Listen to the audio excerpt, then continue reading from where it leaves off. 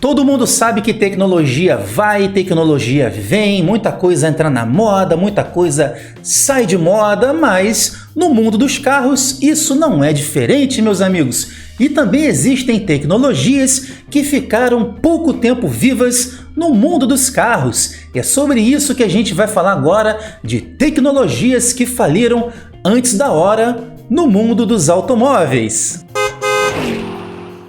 É isso aí, meus amigos, são tecnologias interessantes e curiosas, eu quero ver se vocês lembram delas. Vamos começar com o tocador de MD. MD é aquele disco, meus amigos, aquele disco que ficava dentro de uma cápsulazinha de plástico. Pois é, MD era uma coisa cara pra chuchu na época, só os burgueses tinham dinheiro, né? O pessoal que tinha bufunfa. Pois é, meus amigos, os meros mortais que tinham carro, tinham o que no carro? O que tinha? Toca-fita, isso mesmo, mas paralelamente também tinha o CD Player, que era menos caro, muito mais acessível, e o MD Player no mundo dos carros não vingou por causa do seu alto custo de aquisição. E também vamos falar aqui a grosso modo de manutenção, porque para você gravar um MD em casa era muito mais caro do que você gravar uma fitinha ou mesmo gravar um CD, caras, porque ter um PC para gravar um MD era muito mais caro que você ter um PC e gravar uma bolachinha de CD. Isso mesmo, isso inviabilizou muito o custo disso. Eu tô falando aqui no Brasil, tá, gente? Que o negócio era muito mais complicado. E o MD Player sumiu num piscar de olhos, assim, da noite para o dia aqui no Brasil. Pois é, você lembra disso? Conta para a gente aí nos comentários. Ou seja, MD Player em carros aqui no Brasil faliu antes da hora. Uma tecnologia que ficou bastante tempo, mas sumiu do nada, parece que são motores grandes, multiválvulas, V6, etc e tal, em carros novos de passeio, né, meus amigos? Essa tecnologia faliu rápido. Por quê? O que está acontecendo? Aquela famosa moda do downsizing. O que é o downsizing? É aquele termo em inglês que diminui os motores. Hoje em dia todo mundo está vendo a eletrificação, é um monte de carro híbrido, elétrico, a indústria automotiva está investindo pesado nisso mundo afora. E aqui no Brasil parece que o rumo também será esse, só não sei como vai ser, né? Então o que está acontecendo? Os carros de passeio estão cada vez ficando com motores menores, 3 cilindros, 1.0 turbo, 1.3 ou até 1.4, no máximo 1.5. Aqueles motorzão V6, 3.3, isso daí praticamente entrou em extinção em carros novos de passeio. Afinal, são motores maiores que poluem mais, são motores também que geram maior custo talvez de fabricação, maior consumo energético de combustível. Tem gente que prefere um bom V6, né? Vamos combinar. E voltando para o mundo do som automotivo, tem uma tecnologia que era pouco acessível aqui no Brasil, trazendo novamente para o nosso Brasilzão da massa, que é a disqueteira de CD, meus amigos. Isso daí ficou pouco tempo aqui no Brasil. Quem lembra aquele pessoal que tinha uma condição, que tinha um CD player bacana no painel do carro e tinha uma extensão lá para o porta-malas ou para o porta-luvas, que tinha um dispositivo com 6 ou mais discos para você não precisar ficar trocando CD ali, e sim uma disqueteira show de bola, quase que uma jukebox de CDs que trocava automaticamente ali, você tinha vários discos numa viagem. Olha que comodidade, isso era muito caro, meus amigos, mas não durou muito tempo aqui no Brasil. Repito, no Brasil, meus amigos, essa tecnologia faliu antes da hora. Por que isso não deu tão certo por aqui? Primeiramente, altíssimo custo de aquisição. Isso daí custava o zóio das nádegas, era muito caro. Só tinha isso quem era ricão. Tinha carros caríssimos também que já vinham com isso de fábrica. Mas o que aposentou de vez isso mesmo foram os discos de CD mesmo, que liam MP3, que começaram a chegar aqui no Brasil já no começo da década de 2000. Por quê? Um CD com 700 megabytes, você colocava muito mais músicas MP3 do que uma disqueteira dessa com 12 discos, por exemplo, né? Aí foi derrocada do sistema e acabou falindo. Não durou muito tempo, mas era interessante e tecnológico, e muito caro também. Você lembra disso? Você conhece o motor rotativo do ciclo Wankel? Pois é, esse daqui é uma coisa que muita gente não conhece, meus amigos. Aqui no Brasil, então, praticamente inexistente, né? A Mazda, por exemplo, foi uma das poucas montadoras que apostou nessa tecnologia. Uma das características desse tipo de motor foi concebida pelo alemão Felix Wankel nos anos 20. O seu funcionamento era silencioso, graças também à menor quantidade de peças móveis e atrito reduzido. Olha que legal, parece milagroso, né? Isso porque não tinha pistões e o motor então empregava rotores no formato triangular. Mas esse sistema não era muito conhecido não, meus amigos. Foi utilizado pela Mazda, por exemplo, nos carros RX-8 e no antecessor RX-7, que desenvolvia até 231 cavalos com motor compacto 1.3 sem nenhum turbo. Olha que legal, meus amigos. Mas esse tipo de ciclo de motor também perdeu espaço com o tempo, né? Principalmente nas antigas, para o ciclo tradicional que a gente tem hoje na grande maioria dos carros, que é o ciclo Otto, né? Que todo mundo já conhece, que é tradicional e muito mais amigável para as montadoras. Pois é, essa tecnologia sumiu rápido assim. No Brasil, então, não ficou quase nada. Esses carros aí eram um pouco inacessíveis, né? Porque eram muito caros, importados, então realmente não foi muito conhecida, mas que era interessante, era, né? Vamos combinar. Todo mundo sabe que iluminação a bordo no carro é uma coisa que envolve segurança e é um assunto muito sério. E pensando nisso que inventaram a iluminação a gás de xenônio, o famoso xenão. Forte abraço ao Hugo Borges do canal Carros do Xenão. Pois é, essa tecnologia não ficou muito tempo em linha, assim, digamos, porque acabou sendo substituída pelo LED. Mas espera aí, o xenão era muito forte, show de bola, bonito, vinha de série em vários carros importados aqui para o Brasil. Acabou que o xenão foi substituído, como já falei, pelo LED, que é muito mais barato de ser feito, muito mais eficiente, assim, digamos, porque o xenão era caro, era complicado até de você manter, se queimar um negocinho daquele não era tão fácil.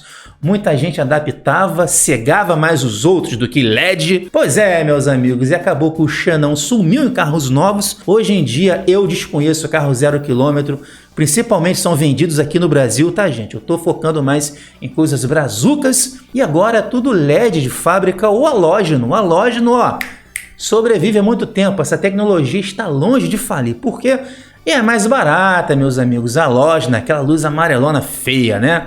Mas é mais barata e vem em carros menos caros, assim digamos. Então, o xenão não sobreviveu, faliu antes da hora essa tecnologia aí. Ficou pouco tempo, se você comparar o próprio LED, que já está há bastante tempo, e vai ficar muito tempo, porque tem várias variáveis do LED aí e que vão vir também. E o próprio halogênio, né, que está aí, ó, infinito e nunca vai acabar, na minha humilde opinião de bosta. Todo mundo sabe que carros para fazerem curvas tem ali o esterçamento da direção, né, da roda dianteira, mas existem carros também que tem o esterçamento da roda traseira. Mas você sabia que existiram carros que tinham esterçamento passivo, ou seja, automático, que você não fazia, mas ele virava ali na roda traseira? Pois é, eixo traseiro direcional passivo, outra tecnologia que faliu e você não sabia. Olha só que interessante. Nos anos 90, modelos como Citroën Xara e Peugeot 306 eram equipados com esse sistema curioso, rudimentar inclusive, muito simples, de eixo traseiro direcional. Esse sistema aí, meus amigos, existia já em carros da Porsche e da Audi, que tinha dispositivos eletrônicos que comandavam o esterçamento de roda de trás. Porém, há mais de 20 anos atrás, as montadoras francesas utilizavam buchas de borracha no eixo traseiro. Com isso, quando você fazia curva com o carro, com o próprio movimento do veículo, forçava a borracha e com isso as rodas se esterçavam, meus amigos, assim, ó, juntamente com a dianteira. Que legal! E facilitava até a estabilidade do carro, né? Mas acabou que Citroën e Peugeot abandonaram isso. Acredito eu, por causa da manutenção disso, né? Se suspensão de Peugeot e Citroën daquela época já era de vidro, imagina com esse sistema, meus amigos. Eu acho que inviabilizava muito essa parada e acabou levando à falência dessa tecnologia. Bacana, né, gente? Interessante, que não durou muito tempo. Fazer o quê? Você sabia disso? Conta para a gente nos comentários. Uma tecnologia lazarenta que não durou tanto tempo, mas o tempo que durou parece que durou uma eternidade, porque chateou muitos donos por aí.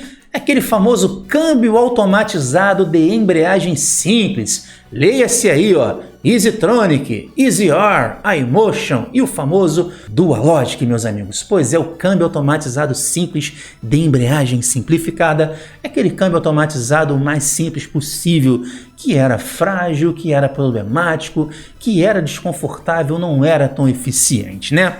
Vamos falar que esse câmbio aí realmente até que durou bastante tempo, talvez uma década. Pois é, tipo isso ou mais, né? As montadoras até que insistiram muito, mas sumiu, faliu, não tem jeito.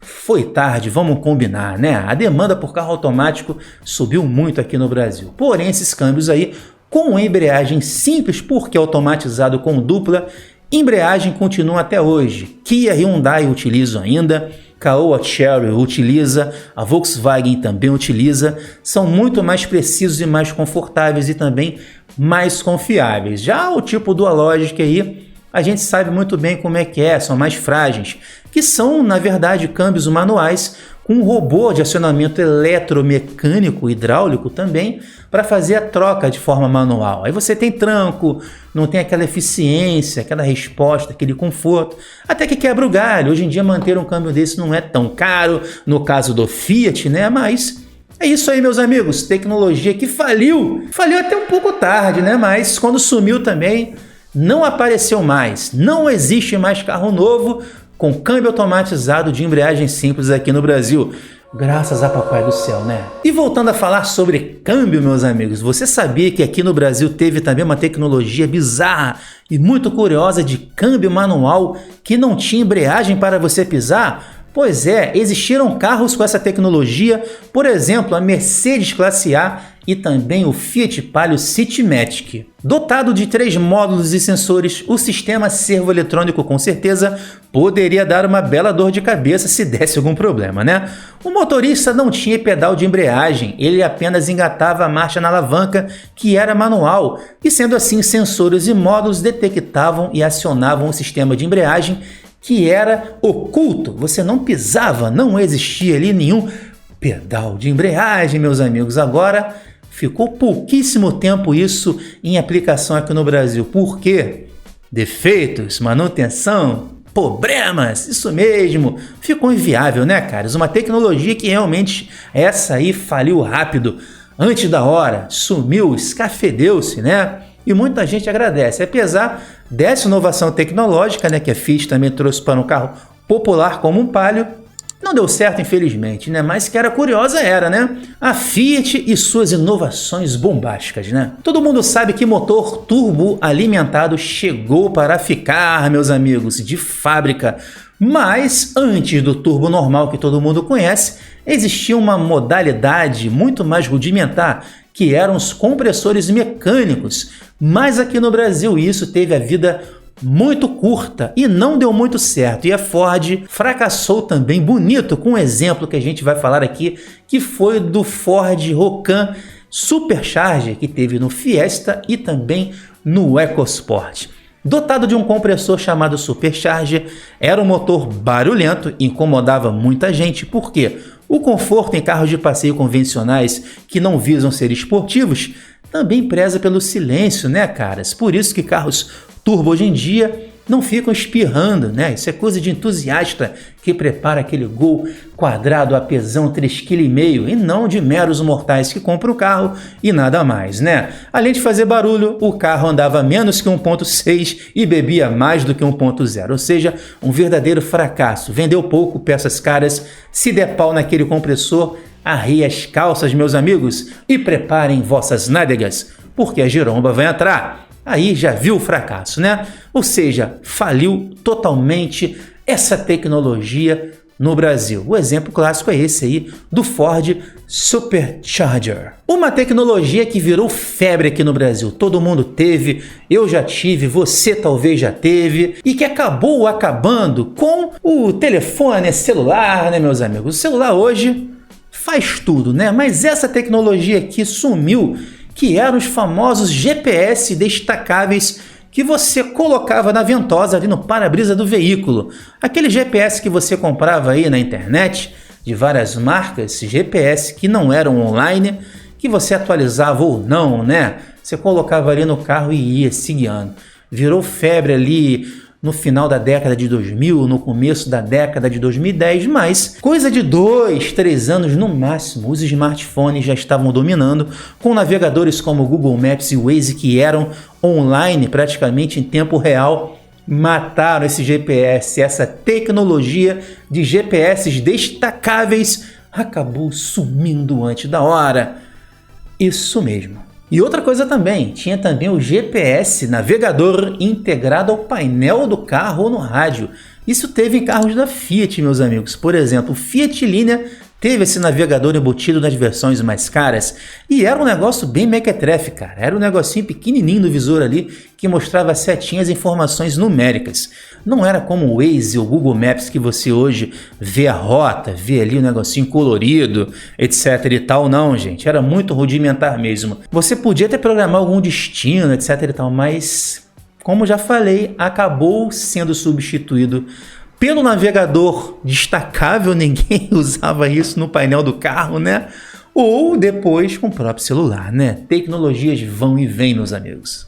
Uma outra tecnologia também que durou pouquíssimo tempo e foi, rápida, foi o famoso carburador eletrônico. Pois é, o carburador todo mundo já conhece, que era um sistema mecânico, né? Que gerenciava a alimentação de combustível do motor do carro. Isso daí não precisa nem falar muito, mas teve antes da popularização da injeção eletrônica uma tentativa aí das montadoras em mexerem no carburador e colocarem o sistema eletrônico nele, que é o carburador eletrônico. Afinal, ele era de baixo custo, custava menos do que um sistema de injeção eletrônica e agregava um gerenciamento eletrônico ao antigo bom e velho carburador. A solução foi uma exclusividade aqui no Brasil e durou por muito pouco tempo. A Fiat teve aquele Fiat Uno Electronic e abandonou esse sistema em 96. Carburador eletrônico faliu e ninguém viu. Mas é isso aí, eu espero que você tenha gostado de mais um vídeo de curiosidades automotivas para você ficar na sua sexta-feira de boa em casa assistindo. Agora conta para a gente aí mais tecnologias que faliram antes da hora. Eu sei que tem um monte. Compartilhe esse vídeo com todo mundo que você conhece em grupos, WhatsApp, redes sociais. Siga o canal também nas redes sociais. Deixa aquele seu like esperto. Se inscreva no canal caso você seja novo por aqui. Clica no sininho também para ativar as notificações. Confira os outros vídeos. Conheça o meu canal de games antigos. E tamo junto, pessoal. Até o próximo vídeo. Um forte abraço. Valeu!